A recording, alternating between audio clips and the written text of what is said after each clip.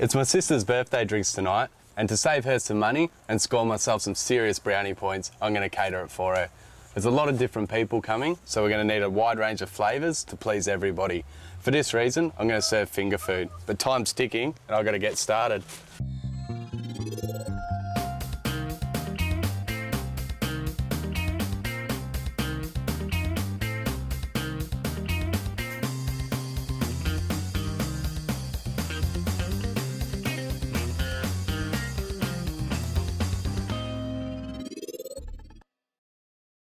When hosting special occasions, you've quite often got the stress and hassle of preparing food for a lot of people. When I'm faced with this, I'll quite often turn to finger food. With a little bit of simple planning, can be quite easy and a very successful night. To start off with, we're going to make pear and camembert tarts and saffron arancini, or as you might know them, saffron risotto balls. To make these, you'll need half an onion and 2 cloves of garlic, 50 grams of arborio rice, a pinch of saffron, I've got a bit extra here, and 50 grams of mozzarella cheese. So start off by adding some olive oil to your pot. So when you add your onion, you don't really want it to colour in the pan. Just make sure it's nice and clear. So a nice medium heat should work. Now add that to your pot. And while that's ticking away, we can start slicing our garlic. So just nice thin slices. I can feel the onions starting to play in my eyes, but that's a good thing because that's the aromas being released, and that's what we want. So just stirring that like that. Just getting it nice and clear, that's good enough now. So now we're going to toast our rice off. It's important to toast the rice because it really helps the moisture be absorbed into it later. You can see our rice has gone transparent, our onions have too, and our garlic. So now it's time to add a pinch of saffron. As much saffron as you like, it's quite a strong flavour. If you get nice fresh saffron, it can almost have like a honey taste to it, but it also gives us a fantastic colour. It's quite important to add these ingredients in this order so they all cook perfectly. If you just throw them all in together, your saffron's going to burn, your rice isn't going to toast properly, so it's worth taking the time now to do it properly. So now they're all toasted off nicely, it's time to add our water. You can use stock if you like. I don't think it's really necessary. The saffron gives it plenty of flavour. Give it a good amount to start off with, but we don't want to add all our water because the way we're cooking this is the same way you cook risotto. You can see it started to absorb the liquid, and so now we'll add a little bit more. Just add enough for it just to absorb it up. So we keep stirring this for around 15-20 minutes until it's nice and soft and reaches about this consistency here. So have a taste. Yep, that's ready for our cheese. As far as risottos go, this would be overcooked, but that's how we want it for our risotto balls. If you just cooked it as you would a risotto, then your risotto balls wouldn't stay together. They'd just break apart. So you can see the cheese is melted through there.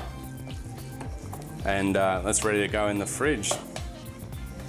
But luckily for you, I've already prepared one earlier and let that cool down.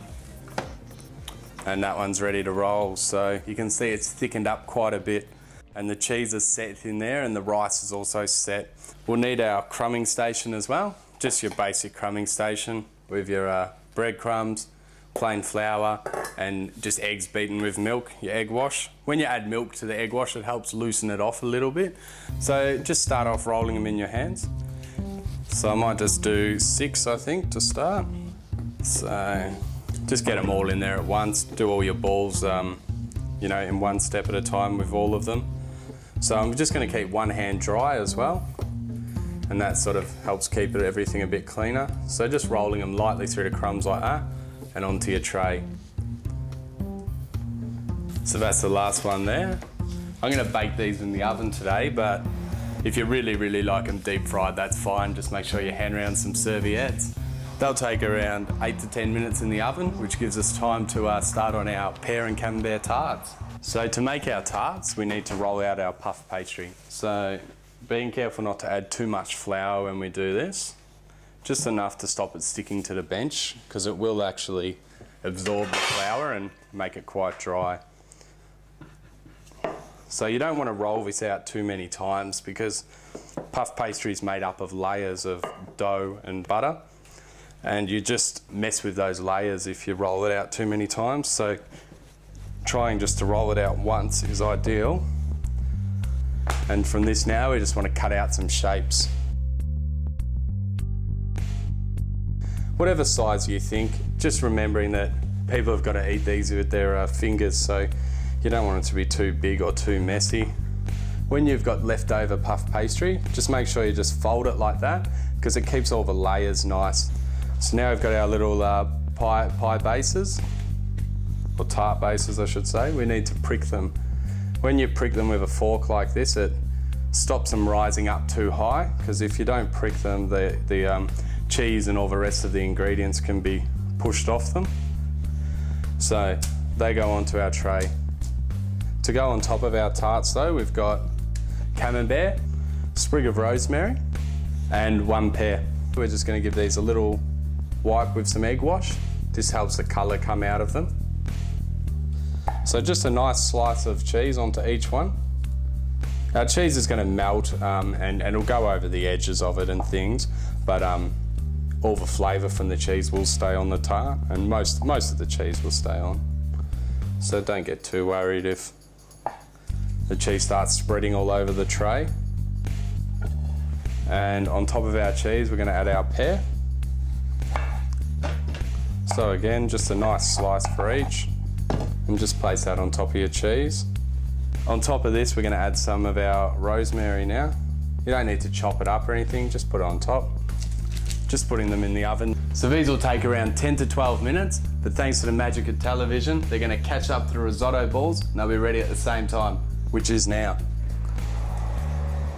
So these tarts really don't take much effort, but they look very, very impressive. And no one's ever going to confuse that with something you've bought from the shop. So all your hard work will be appreciated. Any extra little bits of cheese like that, definitely leave them on. Maybe fold them up a bit, but pop those on. And these will be stunning. You can smell the rosemary and the cheese, and you'll certainly be able to taste the beautiful sweetness of the pear through that as well. And they're ready to serve straight away. And now for the risotto balls. Generally the only way to tell when these are cooked is by eating one yourself, which you definitely don't mind doing. But they're nice and crisp on the outside, but nice melted cheese inside them. And I've got a sweet chili dipping sauce I've made here, just with sweet chili and mayonnaise. That just adds another little bit of extra for someone that wants it. And they should definitely get people in a good mood at the party, but after the break we're going to do something a bit more substantial to try and absorb some of those birthday drinks. So I'll see you then.